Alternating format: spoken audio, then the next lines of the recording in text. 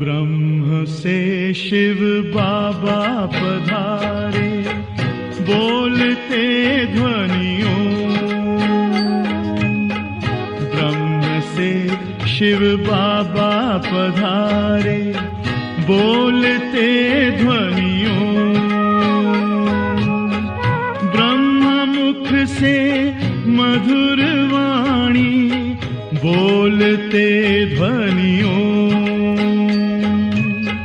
ब्रह्म से शिव बाबा पधारे,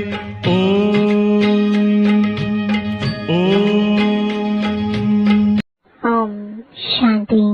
आज 29 जून 2024 बाबा के महावाक्य है, मीठे बच्चे, शरीर सहित जो कुछ भी देखने में आता है यह सब विनाश होना है।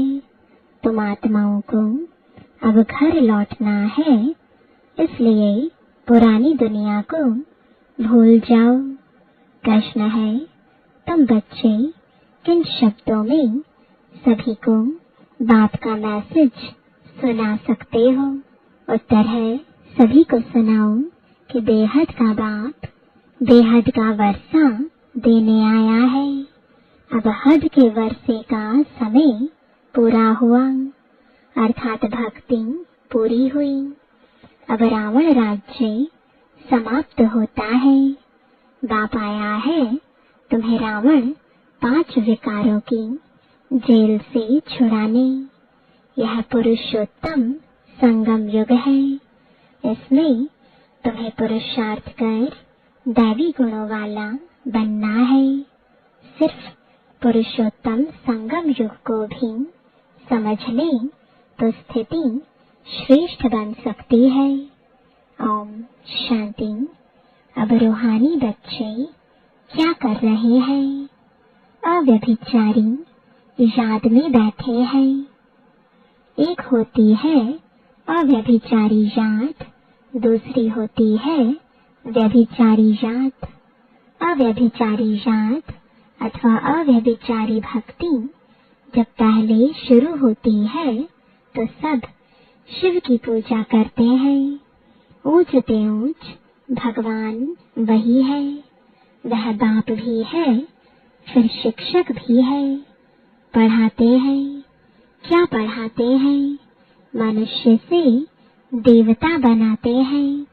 देवता से मनुष्य बनने में तुम बच्चों को 84 जन्म लगे हैं और मनुष्य से देवता बनने में 1 सेकंड लगता है। यह तो बच्चे जानते हैं। हम बाप की याद में बैठे हैं। वह हमारा टीचर भी है, सतगुरु भी है। योग सिखाते हैं कि एक की याद में रहो। वह खुद कहते हैं, हे आत्माओं, हे बच्चे, देह के सब संबंध छोड़ो, अब वापस जाना है। यह पुरानी दुनिया बदल रही है, अभी यहाँ रहना नहीं है। पुरानी दुनिया के विनाश लिए ही यह बारूद आदि बनाए हुए हैं। नेचुरल कैलेमिटीज भी मदद करती है। विनाश तो होना है जरूर। तुम पुरुषोत्तम संगम युग पर हो, यह आत्मा जानती है। हम अभी लौट रहे हैं, इसलिए बाप कहते हैं इस पुरानी दुनिया, पुरानी देह को भी छोड़ना है। देह सहित जो भी इस दुनिया में देखने में आता है यह सब विनाश हो जाना है। शरीर भी खत्म होना है।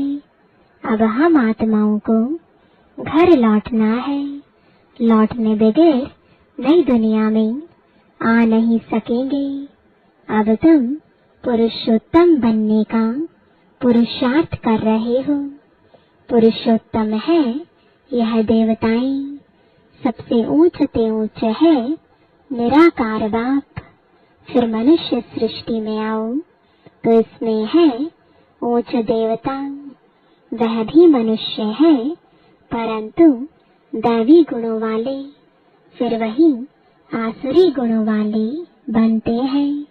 अब फिर आसुरी गुणों से दैवी गुणों में जाना पड़े, सतयुग में जाना पड़े। किसको? तुम बच्चों को। तुम बच्चे पढ़ रहे हो, औरों को भी पढ़ाते हो। सिर्फ बाप का ही मैसेज देना है। बेहद का बाप बेहद का वर्षा देने आए हैं। अब हद का वर्षा पूरा होता है। बाप ने समझाया है 5 विकारों रूपी रावण की जेल में सब मनुष्य है, सब दुख ही उठाते हैं। सूखी रोटी मिलती है। बाप आकर के सबको रावण की जेल से छुड़ाए सदा सुखी बनाते हैं। बाप के सिवाय मनुष्य को देवता कोई बना ना सके। तुम यहाँ बैठे हो मनुष्य से देवता बनने के लिए। अभी है कलयुग, बहुत धर्म हो गए हैं। तुम बच्चों को रचता और रचना का परिचय खुद बाप बैठ देते हैं। तुम सिर्फ ईश्वर परमात्मा कहते थे। तुमको यह पता नहीं था कि वह बाप भी है, टीचर भी है, गुरु भी है। उनको कहा जाता है सतगुरु, अकाल मूरत भी कहा जाता है। तुमको आत्मा और जीव कहा जाता है। वह अकाल मूरत इस शरीर रूपी तख्त पर बैठे हैं। वह जन्म नहीं लेते हैं। तो वह अकाल मूरत बाप बच्चों को समझाते हैं मेरा अपना रथ नहीं है। मैं तुम बच्चों को पावन कैसे बनाऊं? मुझे तो रथ चाहिए ना। अकाल मूर्त को भी तख्त तो चाहिए। अकाल तख्त मनुष्य का होता है और कोई का नहीं होता है। तुम हर एक को तख्त चाहिए। अकाल मूर्त आत्मा यहाँ विराजमान है। वह सभी का बाप है। उनको कहा जाता है महाकाल। वह पुनर्जन्म में नहीं आते हैं। तुम आत्माएं पुनर्जन्म में आती हो। मैं आता हूँ कल्प के संगम युगे। भक्ति को रात, ज्ञान को दिन कहा जाता है। यह पक्का याद करो। मुख्य है ही 2 बातें, अल्फ और बे, बाप और बादशाही। बाप आकर बादशाही देते हैं और बादशाही के लिए पढ़ाते हैं। इसलिए इसको पाठशाला भी कहा जाता है। भगवानुवाच, भगवान तो है निराकार, उनका भी पाठ होना चाहिए। वह है ऊंच ते ऊंच भगवान। उनको सभी याद करते हैं। बाप कहते हैं ऐसा कोई मनुष्य नहीं होगा जो भक्ति मार्ग में याद ना करता हो। दिल से ही सब पुकारते हैं हे भगवान, हे लिबरेटर, ओ गॉड फादर, क्योंकि वह है सभी आत्माओं का फादर। जरूर बेहद का ही सुख देंगे। हद का बाप हद का सुख देते हैं। कोई को पता नहीं। अब बाप आए हैं, कहते हैं बच्चों और संग तोड़ मुझ एक बाप को याद करो। यह भी बाप ने बताया है। तुम देवी देवता नई दुनिया में रहते हो। वहाँ तो अपार सुख है। उन सुखों का अंत नहीं पाया जाता है। नए मकान में सदैव सुख होता है, पुराने में दुख होता है। तब तो बाप बच्चों के लिए नया मकान बनवाते हैं। बच्चों का बुद्धि योग नए मकान में चला जाता है। यह तो हुई हद की बात। अभी तो बेहद का बाप नई दुनिया बना रहे हैं। पुरानी दुनिया में जो कुछ देखते हो वह कब्रिस्तान होना है। अभी परस्तान स्थापन हो रहा है। तुम संगम युग पर हो। कलयुग की तरफ भी देख सकते हो, सतयुग की तरफ भी देख सकते हो। तुम संगम युग पर साक्षी हो, देखते हो। प्रदर्शनी में अथवा म्यूजियम में आते हैं तो वहां भी तुम संगम पर खड़ा कर दो। इस तरफ है कलयुग, उस तरफ है सतयुग। हम बीच में हैं। बाप नई दुनिया स्थापन करते हैं जहाँ पर बहुत थोड़े मनुष्य होते हैं और कोई भी धर्म वाला नहीं आता है। सिर्फ तुम ही पहले पहले आते हो। अभी तुम स्वर्ग में जाने का पुरुषार्थ कर रहे हो। पावन बनने के लिए ही मुझे पुकारा है कि हे बाबा, हमको पावन बनाकर पावन दुनिया में ले चलो। ऐसे नहीं कहते कि शांति धाम में चलो। परम धाम को कहा जाता है स्वीट होम। अभी हमको घर जाना है जिसको मुक्ति धाम कहा जाता है, जिसके लिए ही सन्यासी आदि शिक्षा देते हैं। वह सुख धाम का ज्ञान दे नहीं सकते। वह है निवृत्ति मार्ग वाले। तुम बच्चों को समझाया गया है कौन कौन धर्म कब कब आते हैं। मनुष्य सृष्टि रूपी झाड़ में पहले पहले फाउंडेशन तुम्हारा है। बीज को कहा जाता है वृक्षपति। बाप कहते हैं मैं वृक्षपति ऊपर में निवास करता हूँ। जब झाड़ एकदम जड़जड़ीभूत हो जाता है तब मैं आता हूँ देवता धर्म स्थापन करने। बनियन ट्री का बड़ा वंडरफुल झाड़ है। बगैर फाउंडेशन बाकी सारा झाड़ खड़ा है। इस बेहद के झाड़ में भी आदि सनातन देवी देवता धर्म है नहीं। बाकी सब धर्म खड़े हैं। तुम मूल वतन निवासी थे, यहाँ पार्ट बजाने आए हो। तुम बच्चे ऑलराउंड पार्ट बजाने वाले हो। इसलिए 84 जन्म है मैक्सिमम, फिर मिनिमम एक जन्म। मनुष्य फिर कह देते 84 लाख जन्म। वह भी किसके होंगे यह भी समझ नहीं सकते। बाप आकर तुम बच्चों को समझाते हैं 84 जन्म तुम लेते हो। पहले पहले मेरे से तुम बिछुड़ते हो। सतयुगी देवताएं ही पहले होते हैं। जब वह आत्माएं यहाँ पाठ बजाती हैं तो बाकी सब आत्माएं कहाँ चली जाती हैं यह भी तुम जानते हो। बाकी सब आत्माएं शांति धाम में होती हैं। तो शांति धाम अलग हुआ ना। बाकी दुनिया तो यही है। पाठ यहाँ बजाते हैं। नई दुनिया में सुख का पाठ, पुरानी दुनिया में दुख का पाठ बजाना पड़ता है। सुख और दुख का यह खेल है। वह है राम राज्य। दुनिया में कोई भी मनुष्य यह नहीं जानते कि सृष्टि का चक्र कैसे फिरता है। न रचयिता को न रचना के आदि मध्य अंत को जानते हैं। ज्ञान का सागर एक बाप को ही कहा जाता है रचयिता और रचना के आदि मध्य अंत का ज्ञान कोई शास्त्र में है नहीं। मैं तुमको सुनाता हूँ, फिर यह प्राय लोप हो जाता है।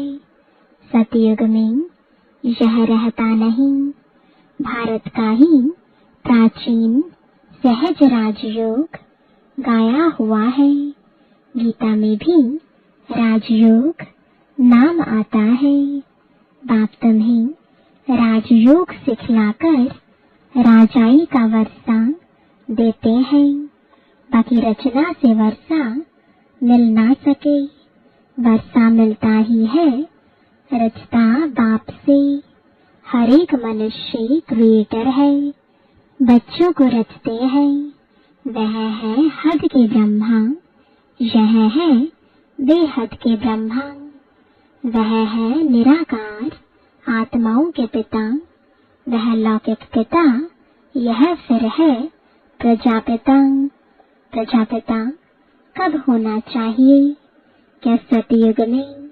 नहीं, पुरुषोत्तम संगम युग पर होना चाहिए। मनुष्यों को यह भी पता नहीं है कि सतयुग कब होता है। उन्होंने तो सतयुग, कलयुग आदि को लाखों वर्ष दे दिए हैं। बाप समझाते हैं 1250 वर्ष का एक युग होता है। 84 जन्मों का भी हिसाब चाहिए ना, सीढ़ी का भी हिसाब चाहिए ना। हम कैसे उतरते हैं? पहले पहले फाउंडेशन में है देवी देवता, उनके बाद फिर आते हैं इस्लामी बौद्धि। बाप ने झाड़ का राज भी बताया है। बाप के सिवाय तो कोई सिखला ना सके। तुमको कहेंगे यह चित्र आदि कैसे बनाए, किसने सिखाया? बोलो बाबा ने हमें ध्यान में दिखाया, फिर हम यहाँ बनाते हैं। फिर उनको बाप ही इस रथ में आकर करेक्ट करते हैं कि ऐसे ऐसे बनाओ। खुद ही करेक्ट करते हैं। श्री कृष्ण को श्याम सुंदर कहते हैं, परंतु मनुष्य तो समझ नहीं सकते कि क्यों कहा जाता है। यह वैकुंठ का मालिक था तो गोरा था, फिर गावड़े का छोरा सांवरा बना, इसलिए उनको ही श्याम सुंदर कहते हैं। यही पहले आते हैं। तत्त्वम इन लक्ष्मी नारायण की राजाई चलती है। आदि सनातन देवी देवता धर्म की स्थापना कौन करते हैं, यह भी किसको पता नहीं है। भारत को भी भुलाए हिंदुस्तान के रहवासी हिंदू कह देते हैं। मैं भारत में ही आता हूँ। भारत में देवताओं का राज्य था, जो अब प्राय लोप हो गया है। मैं आता हूँ फिर से स्थापना करने। पहले पहले है ही आदि सनातन देवी देवता धर्म। यह झाड़ वृद्धि को पाता रहता है। नए नए पत्ते मठ पंथ पिछाड़ी में आते हैं तो उनकी भी शोभा हो जाती है। फिर अंत में जब सारा झाड़ जड़ जड़ीभूत अवस्था को पाता है, तब फिर मैं आता हूँ। यदा यदा ही धर्मस्य ग्लानिर्भवति भारत। आत्मा अपने को भी नहीं जानती तो बाप को भी नहीं जानती। अपने को भी गाली देते, बाप को और देवताओं को भी गाली देते रहते हैं। तमो प्रधान बेसमझ बन जाते हैं। तब मैं आता हूँ। पतित दुनिया में ही आना पड़े। तुम मनुष्यों को जीवदान देते हो, अर्थात मनुष्य से देवता बनाते हो।